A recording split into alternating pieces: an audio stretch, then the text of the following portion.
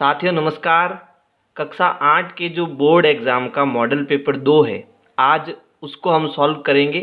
लेकिन एक रिक्वेस्ट है आपसे, पिछली बार भी आपने वीडियो लाइक नहीं की थी, तो अब की बार आप वीडियो को लाइक ज़रूर करना, ठीक है। तो देखो यहाँ पर जो हमारा पहला प्रश्न है वो है 8/21 का गुणात्मक प्रतिलोम होगा। अब गुणात्मक प्रतिलोम मैंने बताया आपको कि किसी भी संख्या का अगर आपको गुणात्मक प्रतिलोम चाहिए तो उसका आप ऐसी संख्याओं से गुणा करो कि आपको उत्तर क्या मिले, 1 मिले। तो यहाँ a/b है तो मुझे 1 कब मिलेगा, अगर मैं b/a से यानी इसके उल्टे से इसका गुणा कराऊँ तो b से b कटेगा, a से a कटेगा। जब सब कट जाएगा तो उत्तर कितना आएगा, 1 आएगा। इसलिए अब 8/21 का गुणात्मक प्रतिलोम क्या होगा, 21/8। तो 21/8 हमारा कहाँ है, डी में है। दूसरा प्रश्न है 1/4 और 1/2 के मध्य परिमेय संख्या बताइए। इन दोनों के बीच में हमें परिमेय संख्या बतानी है। तो हमको क्या करना है इस प्रश्न में, जो 1/4 है और जो 1/2 है, इन दोनों को जोड़ना है, ठीक है। और इसमें किसका भाग देना है, 2 का भाग देना है, तो हमें इसके बीच की संख्या मिल जाएगी। तो देखो इनका हम एलसीएम लेंगे, तो एलसीएम कितना आएगा, 4 आएगा। फिर यहाँ 4 आएगा तो ऊपर कितना आ जाएगा, 1, 2 दूनी 4, तो ऊपर आ जाएगा 2, भाग देना है 2/1 का, 2 मतलब 2/1। तो ये हो गया 3/4 और भाग को हम गुणे में बदलेंगे तो ऊपर हो जाएगा 1/2, ठीक है। गुणे में बदलेंगे तो ये उल्टा हो जाएगा, है ना, 1 ऊपर जाएगा 2 नीचे आ जाएगा। अब नीचे 4 का 2 से गुणा करेंगे तो 3 एकम 3, 4 दूनी 8, ये हमारे इनके बीच की संख्या आ जाएगी। तो 1/4 और 1/2 के बीच में कौन आएगा, 3/8 आएगा। तो हमारा सही ऑप्शन जो है वो क्या है, सी है, 3/8। अगला क्वेश्चन है x-4 = 5। इसको अब जब हम सरल करेंगे तो इनमें से हमारा कौन सा ऑप्शन सही होगा। तो देखो जब -4 को हम उधर भेजेंगे, यहाँ क्या है, x-4 = 5 है, तो अब इस -4 को हमें उधर भेजना है। तो x बराबर हमें क्या मिलेगा, 5 अपनी जगह पर है, ये उधर गया तो प्लस का 4, x हमें मिलेगा 5 + 4।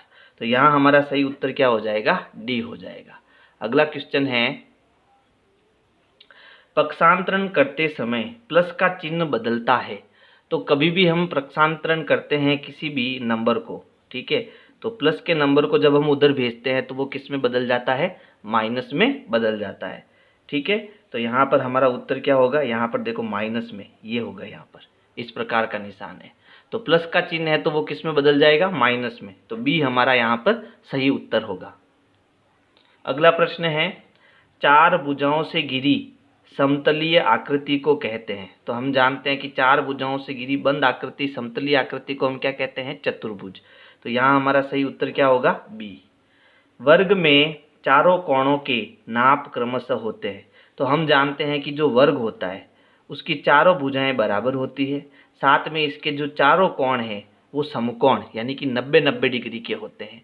तो यहाँ पर जो हमारे सारे कोण हैं वो कितने कितने डिग्री के हो जाएंगे, 90-90 डिग्री के 4 कोण हो जाएंगे। ये पहला कोण, दूसरा कोण, तीसरा कोण, ये चौथा कोण।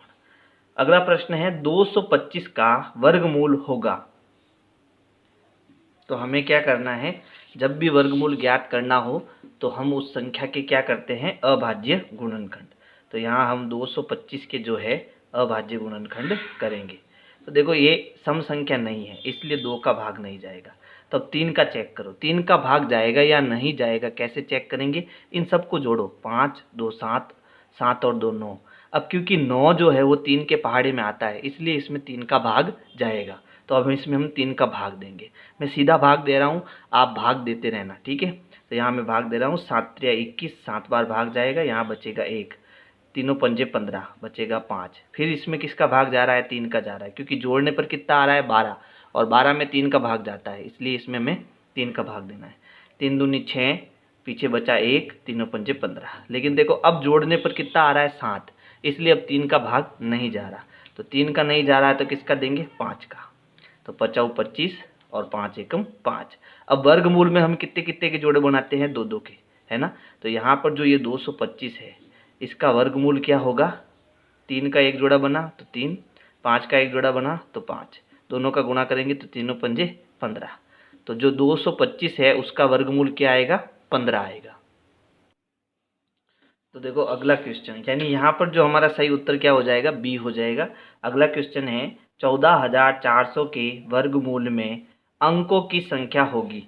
तो देखो जब भी ऐसा प्रश्न आपको पूछे कि कोई संख्या दे दे आपको, यहाँ पर संख्या क्या दी, 14,400 दिया आपको, ठीक है। तो आपको वर्ग में हम क्या करते हैं, दो दो के जोड़े लेते हैं, है ना। तो आपको यहाँ पर दो दो अंक के जोड़े लेने हैं, ठीक है, ये दो दो अंक, ठीक है। जो बीच लास्ट में बच जाता है उसको भी हमें यहाँ आगे जीरो लेके एक जोड़ा बनाना है। तो इसमें टोटल कितने जोड़े बने, 1 2 और 3। तो इसका जो भी वर्गमूल होगा वो कितने अंकों की संख्या होगी, 3 अंकों की संख्या होगी, ठीक है। तो यहाँ पर हमें ये जो प्रश्न कह रहा था, प्रश्न क्या कह रहा था कि जो ये संख्या है इसके वर्गमूल में अंकों की संख्या कितनी होगी। तो इसको कितने जोड़े बने, देखो 1 2 और ये आगे वाला यहाँ जीरो लगाएंगे तो 3 जोड़े बने। तो इसका मतलब इसके जो अंकों की संख्या होगी वर्गमूल करेंगे तब वो कितनी होगी, 3 होगी। अगला प्रश्न है व्यंजक a की घात 2 प्लस 2ab प्लस b की घात 2 के गुणनखंड है। तो देखो मैंने मॉडल पेपर 1 में कुल 3 सर्व समीकरण बताई थी, ठीक है। वापस बता देता हूँ ताकि आपको याद हो जाए। तो पहली जो सर्व समीकरण हमने पढ़ी है वो क्या पढ़ी है, a प्लस बी की घात 2, वो है a की घात 2 प्लस 2ab प्लस b की घात 2। फिर a माइनस बी की घात 2 बराबर a की घात 2 माइनस 2ab प्लस b की घात 2। फिर एक सर्व समीकरण हमने पढ़ी a square minus B square, इसको हम लिखेंगे a plus B into A minus B. तो पहले मॉडल पेपर में हमें ये वाली पूछी थी, अब की बार ये वाली पूछी है। तो ये किसकी सर्व समीकरण है, a प्लस बी की घात 2 की। तो यहाँ हमारा सही उत्तर क्या होगा, a होगा। प्रश्न 10 है मूल बिंदु के निर्देशांक। मॉडल पेपर 1 में भी ये प्रश्न आया और इसमें भी ये प्रश्न आया। इसका मतलब ये प्रश्न इम्पॉर्टेंट है और मैंने उसमें बताया था कि जो आपके मूल बिंदु के निर्देशांक होते हैं वो होते हैं 0,0। नेक्स्ट क्वेश्चन है 8/5 इंटू एक्स की घात 2 में एक्स की घात 2 का गुणांक है, यानी एक्स की घात 2 से गुणे में कौन है, 8/5। गुणांक का मतलब होता है जिसका आपको गुणांक पूछे उससे गुणे में कौन है वो देखो। तो गुणे में है 8/5, तो यहाँ 8/5 हमारा क्या हो जाएगा, उत्तर हो जाएगा। लेकिन यहाँ देखो ए में भी आ रहा है और डी में भी आ रहा है, तो ये क्वेश्चन में गड़बड़ है ना। तो आपको ए और डी में से किसी एक को सही करना है अगर एग्जाम में भी ऐसा आए तो, ठीक है। लेकिन ये क्योंकि दोनों सेम आ गए यहाँ पर, नहीं अलग अलग है, सॉरी, ये 5/8 है और ये 8/5 है। तो हमारा सही उत्तर क्या होगा, 8/5 होगा। इसको सही मत करना, ठीक है। चलो ये गलत है, ये हमारा ए हमारा सही उत्तर है। नेक्स्ट क्वेश्चन है 8x की घात 2 प्लस 2xy प्लस 3x की घात 2 प्लस 2y की घात 2 और पता नहीं ये आगे क्या है, ठीक है। ये पता नहीं क्या आया यहाँ पर, तो छोड़ो इस प्रश्न को कैंसिल करते हैं क्योंकि ये प्रश्न स्पष्ट नहीं है तो हम इसको सॉल्व भी नहीं कर पाएंगे। प्रश्न संख्या 13, इसमें देखो 3 की घात 0। देखो किसी भी संख्या की घात 0 हो तो उसका उत्तर हमेशा कितना आता है, 1 आता है। जैसे मैंने ले लिया 288 और इस पर घात कितनी लगा दी, 0, तो इसका उत्तर भी कितना आएगा, 1। तो आपको याद रखना है किसी भी संख्या की घात 0 हो तो उसका उत्तर हमेशा, उसका मान हमेशा कितना आएगा, 1 आएगा। नेक्स्ट क्वेश्चन है 6x प्लस 18xy का सार्वगुणनखंड है। तो देखो इसका सार्वगुणनखंड करने के लिए इन सभी को हम गुणनखंड में बांटेंगे। कैसे, 6x को मैं क्या लिख सकता हूँ, 3 दूनी 6, यानी अगर मैं 6x है इसको मैं क्या लिख सकता हूँ, 3 इंटू 2 इंटू एक्स लिख सकता हूँ। फिर प्लस ये है 18xy, तो 18xy को मैं क्या लिख सकता हूँ, तो अगर मैं इसके अभाज्य गुणनखंड कराऊंगा तो इसको मैं क्या लिख सकता हूँ, 6 दूनी 18, है ना। और 6 को क्या लिख सकता हूँ, 3 इंटू 2 लिख सकता हूँ, है ना। तो इसके गुणनखंड होंगे 3 into 2 into 2 into X into Y. अब देखो इन दोनों में 3 इंटू 2 भी है, इसमें भी 3 इंटू 2 है, इसमें एक्स है, इसमें भी एक्स है। तो इसके सार्वगुणनखंड क्या हुआ, 3 इंटू 2 का मतलब हुआ 6, इसमें भी एक्स है, इसमें भी 3 इंटू 2 6 और इसमें भी एक्स है। दोनों के अंदर क्या है, 6x है। तो इन दोनों के जो सार्वगुणनखंड है वो क्या है, 6x है। आप सीधा भी कर सकते थे, कैसे कि देखो ये 6x है और 18 में 18 जो है 6 के पहाड़े में आता है, 6 एकम 6, 6 दूनी 12 और 6 तिरिया 18। इसका मतलब इसमें 6 भी है, तो 6 और x दोनों में है, तो सार्वगुणनखंड क्या हो जाएगा, 6x हो जाएगा। नेक्स्ट क्वेश्चन है 3 से विभाज्य संख्या है, यानी हमें इसमें ढूंढना है 3 से विभाज्य कौन है। तो मैंने आपको जब हमने अभाज्य गुणनखंड किए थे तब बताया था कि अगर इसमें से कोई भी नंबर जिसको हम जोड़ेंगे वो 3 के पहाड़े में आए तो इसका मतलब वो 3 से विभाजित है। जैसे 82 है, 82 में 8 और 2 को जोड़ो, कितना हुआ 10। क्या 10 3 के पहाड़े में आता है, नहीं आता, इसलिए ये हमारा उत्तर नहीं होगा। 4 और 1 5, 5 भी 3 के पहाड़े में नहीं आता, ये भी नहीं होगा। 9 और 7 कितना हो जाएगा, 15 नहीं 16 हो जाएगा, है ना। तो 9 और 7 16 हो जाएगा, और 16 जो है वो भी 3 के पहाड़े में नहीं आता, इसलिए ये भी हमारा उत्तर नहीं है। 7 और 8 15 होता है, और 15 3 के पहाड़े में आता है, इसलिए ये जो संख्या है उसमें 3 का पूरा पूरा भाग जाएगा, इसलिए हमारा सही उत्तर क्या हो जाएगा, डी हो जाएगा। अगला रिक्त स्थान की पूर्ति हमें करनी है। प्रश्न है यदि किसी संख्या में इकाई का अंक सम हो तो वह संख्या खाली जगह से विभाज्य होती है। हम जानते हैं सम संख्या किसे कहते हैं, जिसमें 2 का पूरा पूरा भाग जाता है। तो अगर ये संख्या सम है तो इसमें किसका भाग जाएगा, 2 का, है ना। तो जो संख्या सम है यानी जिसका इकाई अंक सम है तो उस संख्या में 2 का जो है वो पूरा पूरा भाग जाएगा। अगला प्रश्न है संख्या 18 के धन घन है, यहाँ पर धन नहीं है घन है, घन के इकाई का अंक खाली जगह होगा। अब देखो यहाँ पर किसकी बात कर रहा है, 18, और इसके घन का मतलब होता है इसकी घात 3। तो 18 की घात 3 का मतलब 18 गुणा 18 गुणा 18। तो आपको 18 को 3 बार गुणा करने की जरूरत नहीं, क्यों, क्योंकि यहाँ पर केवल इकाई अंक का पूछ रहा है, ठीक है। तो इकाई अंक इसमें क्या है, 8, तो 8 को 3 बार गुणा कर दो। 8 और 8 का गुणा करेंगे तो आएगा 64, फिर 64 का वापस 8 से गुणा करेंगे तो हमें कितना मिलेगा, 512, ठीक है। तो यहाँ 512 में इकाई अंक क्या है, 2। तो जब इसका हम घन करेंगे तो इसका इकाई अंक कितना आएगा, 2 आएगा। अगला प्रश्न देखो 8xyz माइनस 5xyz का हल है। तो यहाँ पर देखो xyz इसमें भी है और xyz इसमें भी है, यानी कि ये एक सजातीय पद है। लेकिन ये कितने 8xy है, ये कितने हैं 8xyz है, और ये 5xyz है। तो 8 में से 5 गए, कितने बचे, 3xyz बचेंगे। कितने बचेंगे, 3xyz बचेंगे। नेक्स्ट है खाली जगह है, संख्याओं को संख्या रेखा पर निरूपित किया जा सकता है। तो सभी संख्याओं को संख्या रेखा पर निरूपित किया जा सकता है, जितनी भी संख्याएं हैं उन सभी संख्याओं को संख्या रेखा पर निरूपित किया जा सकता है। अब है प्रश्न संख्या 3। तो प्रश्न है यदि 243 और उस पर घात है x+1 बराबर 243 और उस पर घात है -5, अगर आपको दिखाई नहीं दे रहा है तो यहाँ पर घात है -5 है, तो x का मान ज्ञात कीजिए।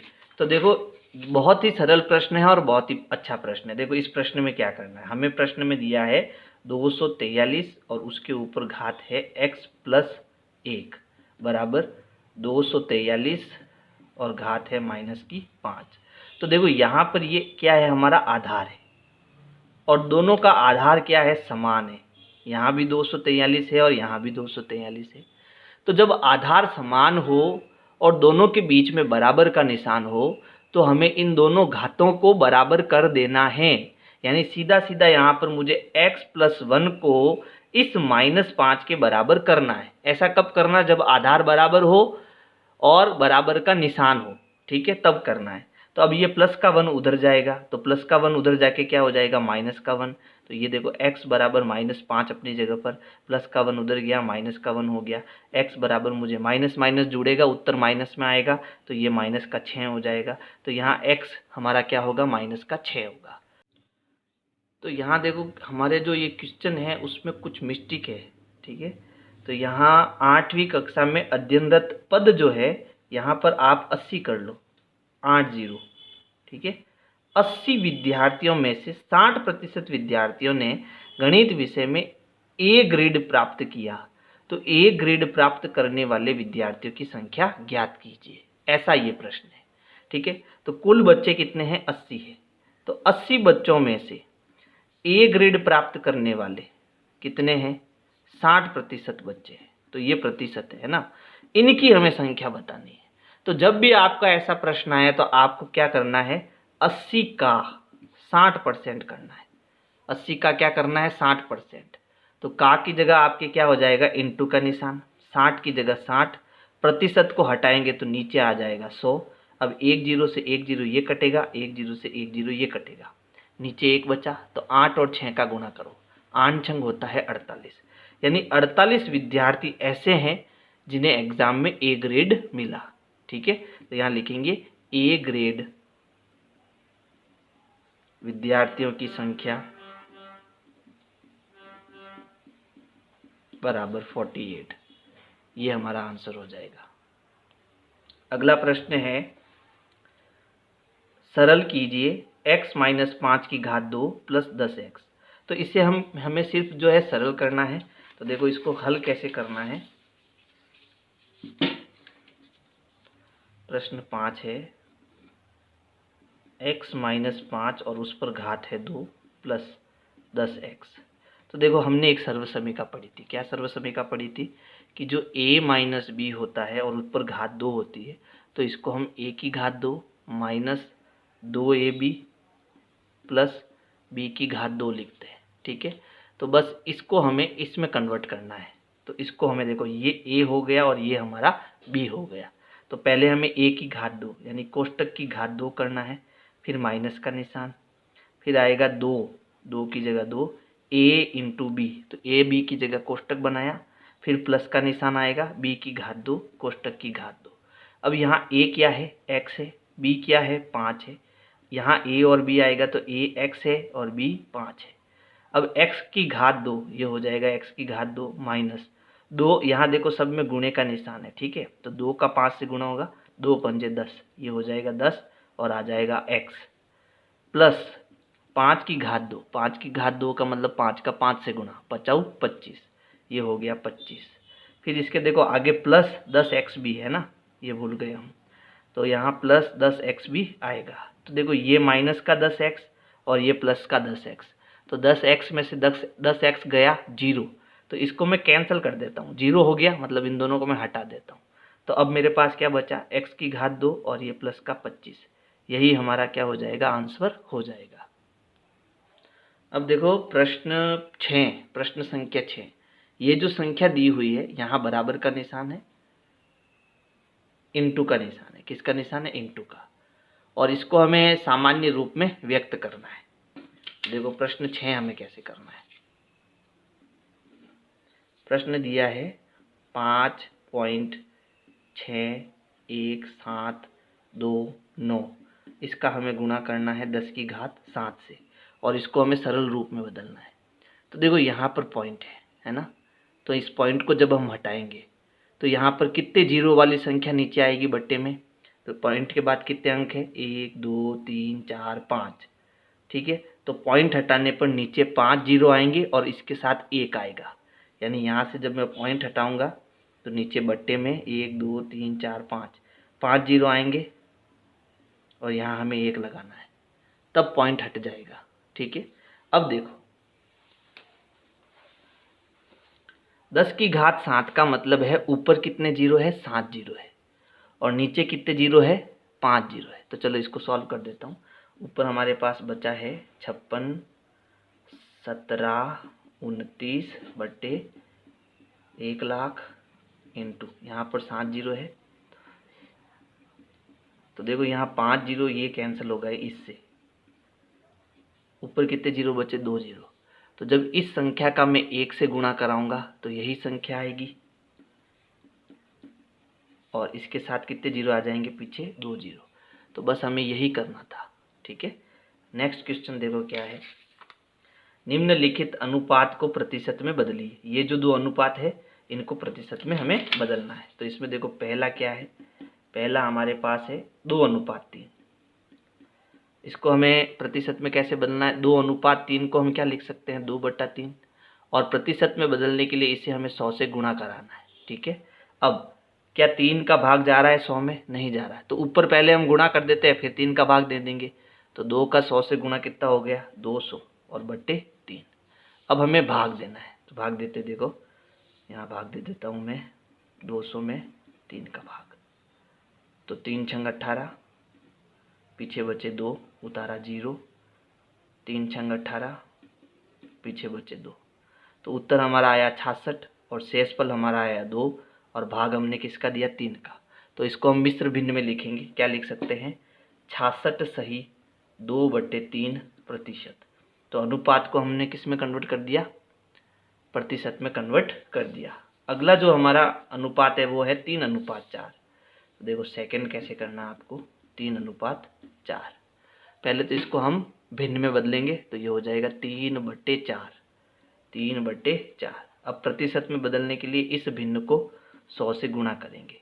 अब 100 में 4 का भाग देंगे तो कितनी बार जाएगा, देखो 4 दूनी 8 और 5 चौक 20, 25 बार जाएगा।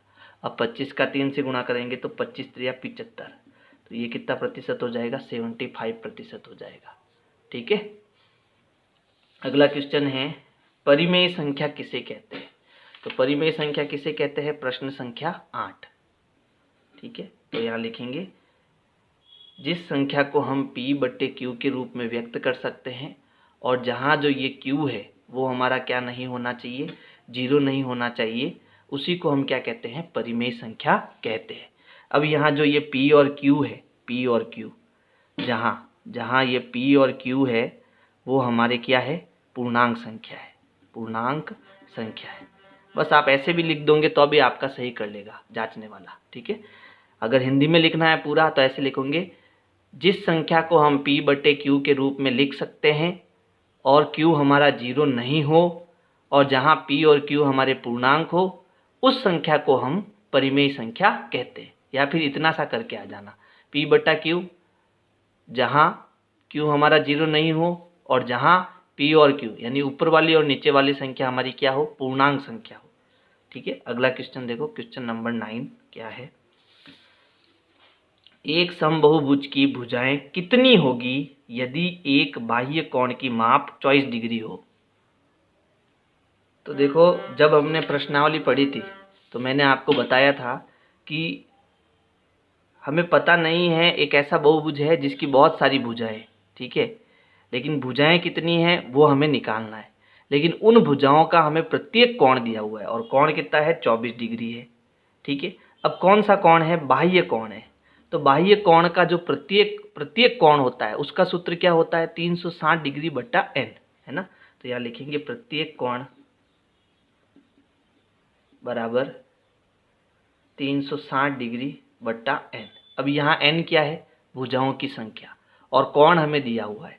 तो बराबर के इस साइड में हमें कोण कितना दिया हुआ है, सभी कोणों को मान दिया हुआ है 24 डिग्री, और ये है 360 डिग्री बट्टा n। n मतलब भुजाओं की संख्या, हमें भुजाओं की संख्या ज्ञात करनी है तो n को उधर भेजेंगे और 24 को नीचे लेके आएंगे। तो n तो आ जाएगा इधर और नीचे क्या आ जाएगा 24। अब हम 360 में 24 का भाग देंगे और ये भाग जाएगा आपके 15 बार। ठीक है, तो यहाँ पर भुजाओं की संख्या कितनी आ जाएगी, 15 आ जाएगी। ये हमारा उत्तर हो जाएगा। तो अभी जो हमने क्वेश्चन किया है वो किया है क्वेश्चन नंबर 10। ठीक है, थोड़ा हम प्रश्न संख्या 9 को छोड़ दिए थे, तो ये हम कर लेते हैं। क्वेश्चन 10 हमने कर लिया। ठीक है, अब ये कर लेते हैं। यहाँ हमें एक समीकरण दिया हुआ है, देखो वो क्वेश्चन 10 था, ये क्वेश्चन नंबर 9 है, इसको थोड़ा करेक्ट कर लेना है ना। यहाँ समीकरण है 2x - 3 = 7 और का हल हमें बताना है कि इसका हल क्या होगा। तो हमें x का मान ज्ञात करना है, तो -3 को उधर भेजेंगे। तो जो अपनी जगह पर है पहले उसको लिख दो, क्या कौन है अपनी जगह पर, 2x बराबर और 7, ये कहीं नहीं जा रही, कौन जा रहा, -3, 7 के पीछे जा रहा है, तो ये माइनस का क्या हो जाएगा, +3। पहले हम जोड़ेंगे इसको, तो 2x बराबर 7 और 3 हो जाएगा 10। अब ये गुणे में है, उधर किस में जाएगा, भाग में यानी अपॉन में, तो ये हो जाएगा x बराबर 10/2। अब कितनी बार भाग जाएगा, 5 बार, तो x हमारा कितना आ जाएगा, 5 आ जाएगा। ठीक है, 10वां हमने कर लिया। अब 11वां क्वेश्चन देखो, प्रश्न है किसी वर्ग की भुजा की लंबाई ज्ञात कीजिए जिसका क्षेत्रफल 144 मीटर स्क्वायर हो। ठीक है, तो देखो किसी वर्ग की भुजा की लंबाई ज्ञात करनी है हमने। तो देखो हमने एक सूत्र पढ़ा था, क्या सूत्र पढ़ा था कि वर्ग का जो क्षेत्रफल होता है, वर्ग का क्षेत्रफल, ठीक है, वो हमें कितना दिया हुआ है, 144 दिया हुआ है, 144 दिया हुआ है। अब जब भी हमें नंबर दिया हुआ हो, 144 हमें दिया हुआ है, तो इधर हमें क्या करना है, इसका सूत्र लगाना है। और वर्ग के क्षेत्रफल का सूत्र क्या होता है, भुजा इंटू भुजा, यानी मैं यहाँ लिख सकता हूँ भुजा की घात 2। भुजा इंटू भुजा का मतलब भुजा की घात 2। अब ये वर्ग है, तो वर्ग जब उधर जाएगा तो क्या हो जाएगा, वर्गमूल। तो यहाँ भुजा यहीं रहेगी और ये वर्ग उधर जाएगा, तो वर्ग जब उधर जाएगा तो वर्गमूल हो जाएगा, ये वर्गमूल का निशान और 144। और हम जानते हैं 144 का वर्गमूल कितना होता है, 12। तो जो भुजा होगी वो हो जाएगी 12 मीटर। ठीक है, क्योंकि हमारा जो क्षेत्रफल है वो मीटर की घात 2 में है, तो भुजा हमारी किस में आएगी, मीटर में आएगी। ठीक है, 11वां क्वेश्चन देखो, 11वां प्रश्न हमने कर दिया। अच्छा, ये 10वां नहीं है, ये 11वां है। ठीक है, अब 12वां देखो, 12वां प्रश्न क्या है, हमें यहाँ पर दो व्यंजक दे रखे हैं और इनका क्या हो रहा है, गुणा हो रहा है, और इनका गुणनफल हमें ज्ञात करना है। तो देखो बड़े ध्यान से समझना इसको। व्यंजक है x प्लस 7y और 7x माइनस वाई।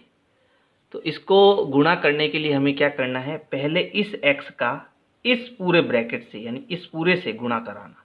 तो x का हम 7x माइनस वाई से गुणा करेंगे, फिर ये जो प्लस का 7y है, कौन, प्लस का 7y, इसका भी इस पूरे से गुणा करेंगे, यानी 7x माइनस वाई से गुणा करेंगे। अब यहाँ वितरण नियम लगाएंगे, तो x का 7 इससे भी गुणा होगा और इससे भी गुणा। तो जब हम x का 7x से गुणा करेंगे तो x का x से गुणा हो जाएगा x की घात 2, तो ये हो गया 7x की घात 2। फिर यहाँ माइनस का निशान है तो माइनस का निशान लगाना है। x का y से गुणा होता है x इंटू वाई। फिर यहाँ प्लस 7 का 7 से गुणा 49 और y का x से गुणा, पहले x लिख दो फिर y लिख दो, प्लस इंटू माइनस, तो यहाँ माइनस आएगा। 7y का गुणा y से, तो y और y हो जाएगा y की घात 2, यानी 7y की घात 2। अब देखो कोई सहजातीय पद है क्या, सहजातीय पद इसमें xy है और xy, ये दोनों सहजातीय पद है, तो या तो ये जुड़ेंगे या घटेंगे। तो अब देखो एक प्लस का है और एक माइनस का है, तो घटेगा। ये कितना है 49 और ये कितना है 1, तो 49 में से 1 गया, बचा 48, है ना। तो ये आएगा 7x की घात 2 plus 48xy plus minus 7y की घात 2। ये हमारा उत्तर हो जाएगा। अब देखो प्रश्न संख्या 13 क्या है। प्रश्न 13 है, यहाँ पर हमें 5 की घात माइनस 1 इंटू 2 की घात माइनस 1 इंटू 6 की घात माइनस 1 दिया हुआ है और इनका हमें मान ज्ञात करना है। तो देखो बहुत सरल है। पहले मॉडल पेपर जब हुआ था तब मैंने आपको समझाया था कि जब भी माइनस की घात आती है तो उसको पहले प्लस बनाओ। प्रश्न क्या है देखो, 5 की घात माइनस 1 इंटू 2 की घात माइनस 1 और इंटू 6 की घात माइनस 1। तो पहले इन घातों को हमें प्लस बनाना है। प्लस कैसे बनेगी, 5 का मतलब होता है 5/1 और इसकी घात माइनस 1 है। प्लस 1 करने के लिए क्या करो, इसको उल्टा कर दो। ठीक है, तो 1 ऊपर आ जाएगा, 5 नीचे चला जाएगा। तो इसको प्लस करने के लिए ये हो जाएगा 1/5 इंटू 1/2 इंटू 1/6 और इन सब की घातें क्या हो जाएगी, प्लस हो जाएगी। अब यहाँ ऊपर 1 का गुणा, पहले इन दोनों का करो क्योंकि ब्रैकेट है बीच में। 1 का 1 से गुणा 1, 5 का 2 से गुणा 10 इंटू ब्रैकेट हट गया, यहाँ 1/6 है। अब 1 का 1 से गुणा करो 1, 10 का 6 से गुणा करो 60, ये हमारा उत्तर हो जाएगा। अब है प्रश्न संख्या 14। ठीक है, 14 क्या है देखो, यदि 31x5 3 का एक गुणज है जहाँ z एक अंक है तो z का मान ज्ञात कीजिए। तो ये हमारे प्रश्नावली 16 में से है और बहुत सरल प्रश्न है। ठीक है, देखो अब की बार आपका जो मॉडल पेपर है वो बहुत सरल आने वाला है। क्यों, क्योंकि अभी कोरोना काल में आपकी स्कूलें बंद रही थी। ठीक है, तो उसको ध्यान में रखते हुए आपका जो ये मॉडल पेपर है वो इस टाइप का आएगा। एग्जाम में जो पेपर आएगा वो इस मॉडल पेपर के अकॉर्डिंग आएगा। ठीक है, यहाँ बस संख्या चेंज हो सकती है लेकिन प्रश्न पूछने का तरीका यही होगा।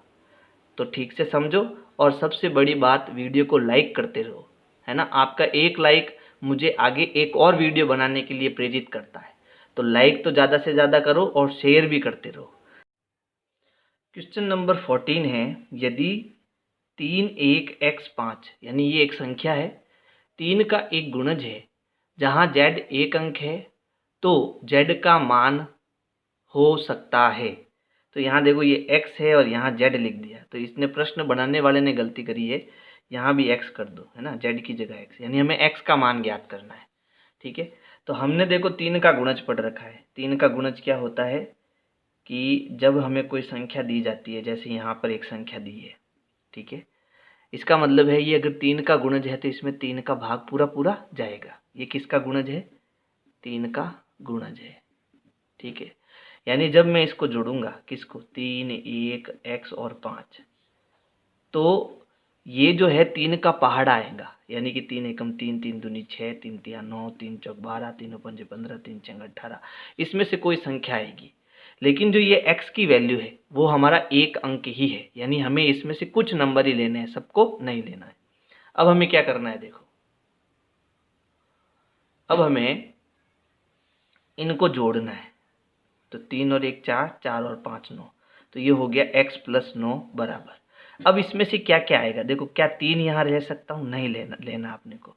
यहाँ पर जो है बड़ा नंबर लेना है, किससे? इससे। यहाँ पर जो नंबर आएगा उससे बड़ा लेना है, छोटा आपको नहीं लेना है। क्यों? क्योंकि फिर उत्तर माइनस में आ जाएगा और माइनस का उत्तर आता है नहीं, इसलिए आपको 9 या 9 से बड़े नंबर लेने हैं। तो यहाँ पर आप 9 ले सकते हो, 12 ले सकते हो और 15 ले सकते हो। ठीक है, 18 भी ले सकते हो, लेकिन 18 लोगे तो आपको 2 अंकों की संख्या मिलेगी, इसलिए पहले हम 9 लेते हैं, फिर 12, फिर 15, एक एक करके लेते हैं ना, पहले 9 ले लेते हैं। तो अब देखो यहाँ पर मुझे x का मान चाहिए, तो 9 उधर जाएगा, तो 9 में से 9 जाएगा 0, 0 एक अंक की संख्या है, इसका मतलब हमें उत्तर मिल जाएगा। देखो ये 9 अपनी जगह पर है, ये 9 उधर जाएगा, तो 9 माइनस 9 हो जाएगा, तो x बराबर हमें क्या मिलेगा? 0 मिलेगा। अब इस समीकरण को आपको पकड़ के चलना है। ठीक है, अब वापस इसको लिखना है आपको, x प्लस 9 बराबर 9 आ गया। अब 9 की जगह आप क्या ले लो? दूसरा नंबर 12 ले लो। ठीक है, अब 9 को उधर भेजो, तो x बराबर 12 अपनी जगह पर, 9 उधर जाएगा तो माइनस का 9 हो जाएगा। x बराबर क्या मिलेगा? 3 मिलेगा। ये भी एक अंक है, यानी x हमारा ये भी हो सकता है। फिर हमें x प्लस 9 बराबर 12 की जगह क्या लेना है? 15 लेना है। अब 9 उधर जाएगा तो x बराबर 15 अपनी जगह पर, 9 उधर गया तो माइनस 9 होगा। x बराबर हमें कितना मिलेगा? 15 में से 9 गया 6 मिलेगा। ठीक है, तो ये भी एक अंक है, इसलिए ये भी हम ले सकते हैं। अब 18 लेके देखते हैं, हाँ 18 भी आएगा, है ना। x प्लस 9 बराबर, अब क्या लेना है? 18। अब ये उधर जाएगा तो x बराबर 18 माइनस 9, तो 18 में से 9 गया, मुझे कितना मिलेगा? 9। 9 भी एक अंक है, लेकिन अब मैं 18 के बाद क्या आएगा? 21 आएगा। अगर मैं 21 लूँगा तो 21 में से 9 घटाने पर मुझे कितना मिलेगा? 12 मिलेगा। जबकि 12 जो है वो एक 2 अंकों की संख्या है, और 2 अंकों की हमें संख्या नहीं चाहिए, हमें एक एक अंक की ही चाहिए।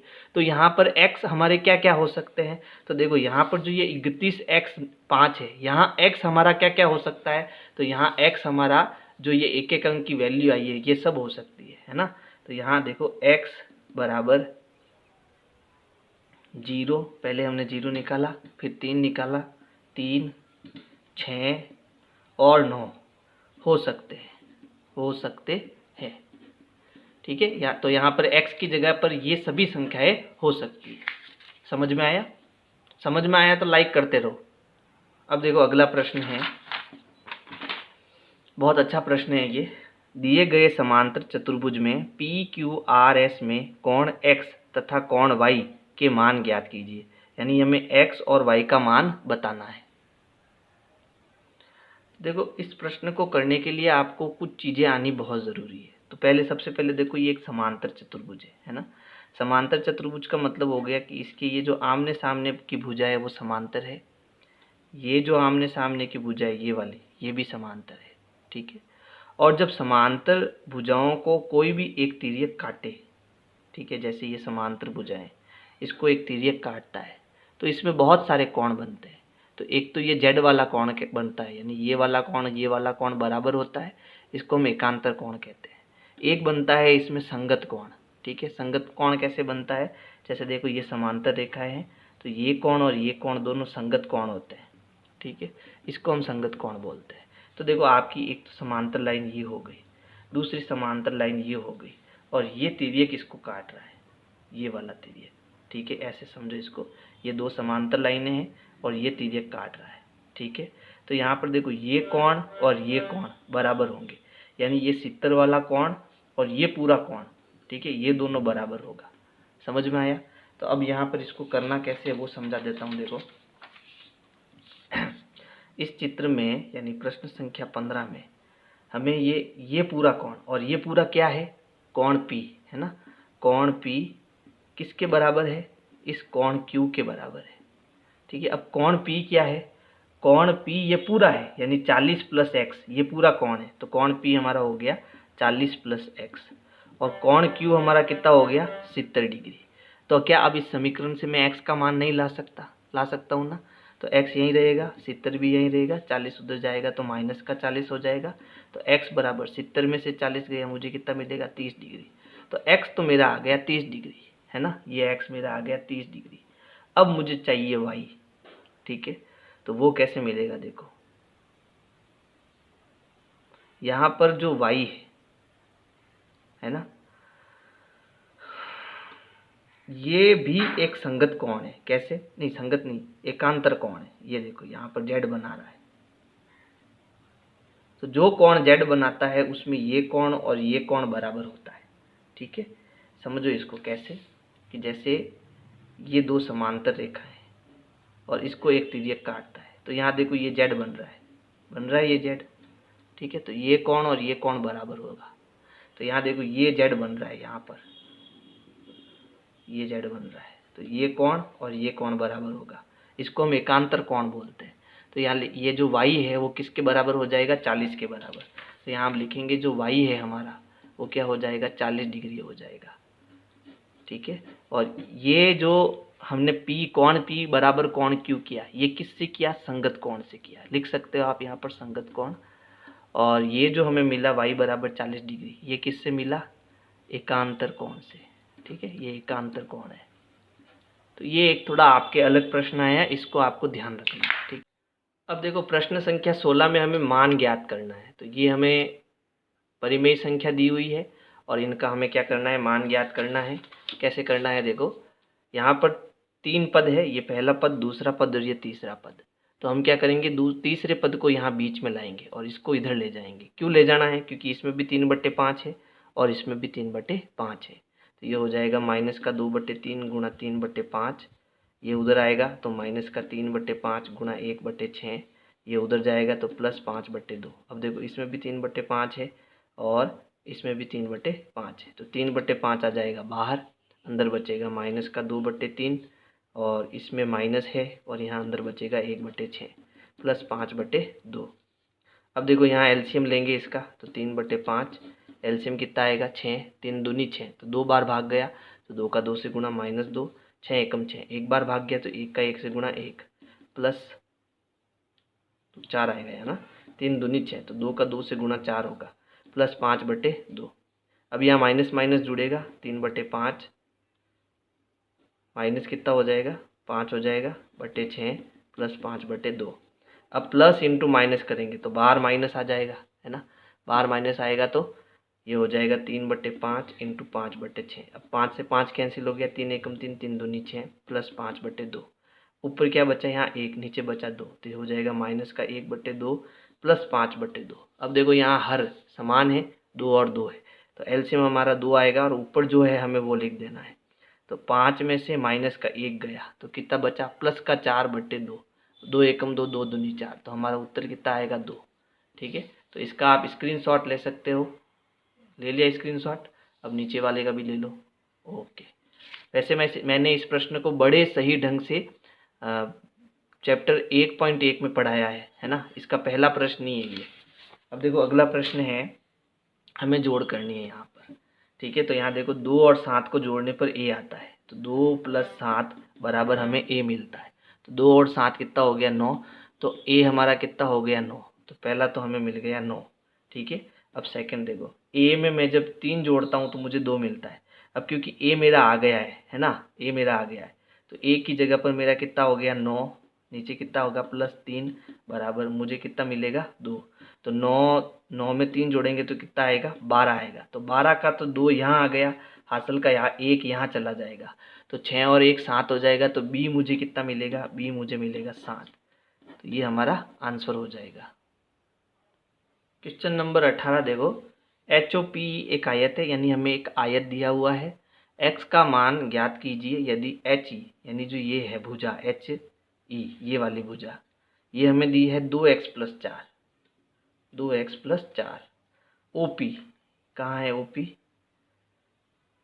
मेरे ख्याल से ये वाली होगी, ठीक है, ये O है, OP ये कितनी है? 3x+1, ये हमें दिया हुआ है।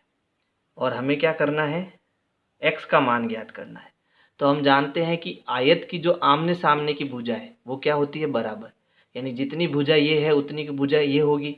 तो हम कहेंगे जो 2x+4 है वो 3x+1 के बराबर होगा। समझ आया? ये भुजा और ये भुजा बराबर होगी। अब x के पास जाएगा, संख्या के पास। तो यहाँ आप देखो, ये है 2x अपनी जगह पर है, ये इधर आएगा तो माइनस का 3x हो जाएगा। इधर 1 अपनी जगह पर है, ये उधर आएगा तो माइनस का 4 हो जाएगा। ये प्लस का 2 और ये माइनस का 3, तो घटेगा और बचेगा माइनस का 1x। तो ये लिखेंगे हम माइनस का x। 1 में से 4 गया तो बचेगा -3, माइनस और माइनस इधर कैंसिल हो जाएगा। तो x मेरा उत्तर कितना आएगा? 3 आएगा। अगला क्वेश्चन देखो, a की घात 2 बराबर 2 a की घात 22 गुणा a की घात 4 a की घात 26 का गुणनफल ज्ञात कीजिए। तो देखो इस प्रश्न में मिस्टेक है, यहाँ पर क्या है ये स्पष्ट नहीं है। ये बराबर का निशान है, अगर बराबर का निशान है तो ये फिर इक्वेशन ही गलत लिख देगा, ये गलत हो जाएगा प्रश्न। इसलिए हम इसको कैंसिल कर देते हैं, छोड़ देते हैं, क्योंकि ये प्रश्न ही गलत है। ठीक है, अगला प्रश्न देखो, प्रश्न संख्या 20। रेहाना ने एक स्कूटर 10% वैट सहित ₹3,300 में खरीदा। वैट के जुड़ने से पहले का स्कूटर का मूल्य ज्ञात कीजिए। तो यहाँ पर जो स्कूटर उसने खरीदा है 3,300 में, ये पूरे जो रुपए हैं उसमें ये 10% जुड़ा हुआ है। तो अब हम क्या करेंगे, ये वैट हमें निकालना है। तो ये 3,300 में से 10% हम निकाल देंगे। तो इसको हमें करना कैसे है वो समझा देता हूँ। हम यहाँ लिखेंगे, ये जो आपका प्रश्न संख्या कौन सा है? 20वां है। ठीक है, यहाँ लिखेंगे 3,300 का 10%। ठीक है, पहले 10% निकालेंगे। तो 3,300 का की जगह गुणा 10%, हटाएंगे नीचे 100 आएगा, कटेगा 2 जीरो से 2 जीरो, बचा कितना? 330। यानी जो ये 330 है वो इसमें से मुझे निकालने पड़ेंगे। ठीक है, तो हमें क्या करना है, स्कूटर का जो पहले का मूल्य है वो ज्ञात करना है। ठीक है, स्कूटर के पहले का मूल्य तो कितना था? 3,300 रुपये था। 10% इसमें से निकालना है हमें, यानी 330 इसमें से निकालना है। घटाओ, देखो 0 में से 0 गया 0, 10 में से 3 गया 7 और ये बन गया 2, तो 12 में से 3 गए 9 और ये बन जाएगा 2। तो वो कितना होगा? 2,970 रुपये। यानी अगर स्कूटर का मूल्य देखें हम तो वो कितना आएगा? 2,970 रुपये आएगा। समझ गए? अब देखते हैं अगला प्रश्न क्या है।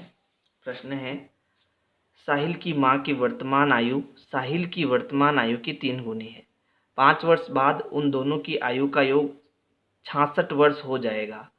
उनकी वर्तमान आयु ज्ञात कीजिए।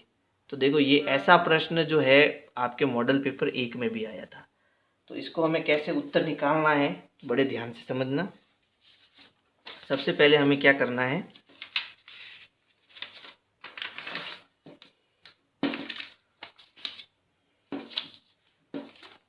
देखो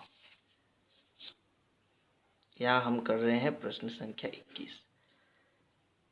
जो साहिल की माँ की वर्तमान आयु है, साहिल की वर्तमान आयु की 3 गुनी है। ठीक है, किसकी आयु की 3 गुनी है? साहिल की आयु की। तो हम साहिल की आयु को जो है x मान लेते हैं। ठीक है, तो यहाँ लिखते हैं साहिल की आयु बराबर x। ये हमें क्या करना है? मानना पड़ेगा। तो उसकी माँ की आयु क्या हो जाएगी? उसकी माँ की जो आयु है वो हो जाएगी 3x, क्योंकि ये साहिल की आयु की कितनी है? 3 गुनी है, तो उसकी माँ की आयु 3x हो जाएगी। अब देखो 5 वर्ष बाद, तो 5 वर्ष बाद इन दोनों की आयु क्या होगी? देखो 5 वर्ष बाद 5 वर्ष बाद साहिल की जो आयु है, साहिल की आयु वो कितनी हो जाएगी, x + 5 हो जाएगी। और उसकी माँ की जो आयु है, माँ की आयु वो क्या हो जाएगी, 3x है, तो 3x + 5 हो जाएगी। अब प्रश्न आगे कह रहा है दोनों की आयु का योग 66 है। तो दोनों की आयु देखो, यानी x + 5 और 3x + 5, इन दोनों की आयु को जब हम जोड़ेंगे तो ये कितनी हो जाएगी, 66 वर्ष हो जाएगी। तो यहाँ समीकरण को अब सरल करेंगे तो x और 3x जुड़कर हो जाएगा 4x + 5 और 5 हो जाएगा 10 बराबर 66। 4x बराबर 66, ये 10 उधर गया तो माइनस का 10 हो जाएगा। 4x बराबर हमें कितना मिलेगा, 55। तो x बराबर आएगा 55/4, 56 आएगा यहाँ पर। 66 में से 10 गया, 56 आएगा। ठीक है, ये हो गया 56/4। भाग देंगे 56 का 4 में, सॉरी 4 में 4 का जो भाग है हम 56 में देंगे। 4 एकम 4, पीछे बचा 4 चौक 16। तो 14 वर्ष जो है वो किसकी आयु हो जाएगी, साहिल की। तो उसकी माँ की आयु कितनी हो जाएगी, तो 14 को हम 3 से गुणा करेंगे। तो 14 एकम 14, 14 दूनी 28, 14 3 42। तो 42 वर्ष उसकी माँ की आयु हो जाएगी। समझ आया? ठीक है, अगला प्रश्न देखो। अगला प्रश्न है उपयुक्त पैमाने का प्रयोग करते हुए निम्न तालिकाओं में दी गई राशियों के लिए आलेख बनाइए। तो देखो, आलेख वाली वीडियो आप देख लेना आराम से, मैं इसको फटाफट समझा रहा हूँ। देखो, आलेख में हमारे पास एक एक्स अक्ष होगी, एक वाई अक्ष होगी। जो ऊपर वाली आपको लाइन दी हुई है वो हमारी एक्स अक्ष की होगी और दूसरी वाली जो लाइन है वो वाई अक्ष की होगी। तो एक्स अक्ष में यहाँ पर एक एक खाने में हमें 1 2 3 4 और ये 5 ऐसे डालने हैं। वाई में ऊपर एक एक खाने में हमें ये 5 10 15 20 25 डालने हैं। 5 10 15 20 और यहाँ 25 आ जाएगा। फिर हमें यहाँ पॉइंट लगाने हैं, 1 पर 5, 2 पर 10 यहाँ पॉइंट आएगा, 3 पर 15 पॉइंट आएगा, 4 पर 20 पॉइंट आएगा और 5 पर 25 पॉइंट आएगा। स्केल से हम ऐसे लाइन खींच देंगे तो हमारा ये ग्राफ बन जाएगा, है ना। नेक्स्ट प्रश्न देखो, निम्नलिखित व्यंजकों में से किन्हीं दो का गुणनखंड कर भाग दीजिए। यानी इनका गुणनखंड करना है फिर इनमें भाग देना है। इसमें से कोई दो करना है तो ये पहला और दूसरा कर लेता हूँ मैं। तो इसके लिए देखो हमारे पास ये जो प्रश्न दिया हुआ है, पहले यहाँ देखो, इसमें सभी पदों में 5 का भाग जा रहा है। इसमें 5 का भाग जा रहा है, इसमें भी और इसमें भी। तो मैं 5 को बाहर ले लेता हूँ इसमें से। ठीक है, इसमें से मैंने बाहर ले लिया। तो 5 एकम 5 एक बार आया तो ये बचा x की घात 2 माइनस 5 25, 5 बार भाग गया तो अंदर बचा 5x प्लस 5 चौक 20 तो अंदर बचा 4 भाग x माइनस 1। ठीक है, अब देखो भाग को मैं जो है बट्टा बना लेता हूँ। ठीक है, तो इसको हम क्या लिख सकते हैं, 5 गुणा x की घात 2 माइनस 5x प्लस 4, भाग की जगह आ जाएगा बट्टा और नीचे हमारा क्या आएगा, x माइनस 1 आ जाएगा। अब ये है 5। अब इसके हमें गुणनखंड करने हैं। तो देखो यहाँ 3 पद है, ये पहला, दूसरा और ये तीसरा। जो तीसरा पद है, ठीक है, उसमें हमें 2 अंक ऐसे लेने हैं जो गुणा करने पर 4 दे और घटाने पर मुझे 5 दे। ठीक है, तो ऐसे वो दो संख्या कौन सी है, 4 एकम 4। लेकिन दोनों कैसी होनी चाहिए, माइनस की, तभी तो माइनस माइनस जुड़ेगा और माइनस का 5 आएगा, है ना। तो अब इसको हम सीधा कर सकते हैं। इसको सीधा, एक मेरे पास क्या आया, -4 आया, तो मैं लिख सकता हूँ x में से 4 को घटाओ। ठीक है, एक आया -1, तो x में से 1 को घटाओ। ये मेरे पास हो गए इसके गुणनखंड बट्टा x माइनस 1। x माइनस 1 से x माइनस 1 कट जाएगा, है ना। तो यहाँ आएगा 5 गुणा x माइनस 4, ये हमारा उत्तर हो जाएगा। इसको अगर सरल करना हो तो 5 का x से गुणा करो, 5x माइनस 5 का 4 से गुणा करो, 5 चौक 20, ये फाइनल उत्तर हो जाएगा। इसका सेकंड देखो, इसका सेकंड क्या है, y की घात 2 प्लस 7y प्लस 10 और इसमें हमें भाग देना है y प्लस 5 का। ठीक है, तो हमें गुणनखंड करने ऊपर वाले के। तो देखो तीसरा पद क्या है, 10 है। तो 10 के ऐसे दो टुकड़े करो कि गुणा करने पर 10 आए और जोड़ने पर कितना है, प्लस का 7 आए। तो गुणा करने पर 10, तो 5 दूनी 10 आ गया 10, और दोनों को जोड़ेंगे तो कितना आएगा, 7। क्योंकि ये प्लस का है तो दोनों प्लस के होने चाहिए, और अगर ये माइनस का होता तो दोनों माइनस कर देते। समझ गए। अब हमारे उत्तर क्या आ रहे हैं, 5 और 2 आ रहे हैं। तो x के साथ ये प्लस का 5 है ना, तो +5 आ जाएगा, x के साथ ये +2 आ जाएगा, समझ गए। तो ऊपर गुणनखंड हो जाएंगे x + 5 x + 2 और नीचे हमारे पास x नहीं है, ये y है, माफ़ करना, यहाँ y है ना, तो यहाँ y आएगा, ठीक है। अंदर हो जाएगा y + 5, y + 5 से y + 5 कटेगा, उत्तर हमारा हो जाएगा y + 2। अब देखो अंतिम प्रश्न है, यहाँ पर a + b + c into a + b + -c दिया हुआ और इसको सरल करना है, बहुत सरल है। देखो एक सर्वसमीका पढ़ी हमने, कौन सी, a + b गुणा a - b क्या होता है, a² - b² होता है, ठीक है। हमें इसको सरल करना है, तो देखो यहाँ पर ये जो टर्म है, यहाँ पर भी वही है a + b, लेकिन यहाँ c है और यहाँ c है और इन दोनों के बीच में एक में प्लस है और एक में माइनस है।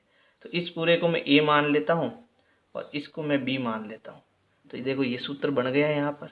तो अब मैं इसको क्या लिख सकता हूँ, a की घात 2, a क्या है, a + b, तो इसको लिख सकता हूँ a + b की घात 2, फिर यहाँ क्या आएगा, माइनस का निशान, माइनस b क्या है, c, तो आ जाएगा c की घात 2। अब इसको सरल करना बहुत आसान हो जाएगा, कैसे, तो देखो यहाँ पर मार्कर से ही बता देता हूँ आपको। a + b की घात 2 को हम क्या करेंगे, सर्वसमीका खोलेंगे। तो इसकी सर्वसमीका हमने पढ़ रखी है, क्या है, a² + 2ab + b² और यहाँ क्या है, माइनस का c², और ये हमारा आंसर हो जाएगा। यानी कि 2 स्टेप में उत्तर, पहला स्टेप और ये दूसरा स्टेप, 2 स्टेप में आपका उत्तर आ जाएगा, समझ गए। तो अगर मेरी वीडियो आपको पसंद आए तो लाइक करो, सब्सक्राइब करो, शेयर करो, कमेंट करो। Thank you.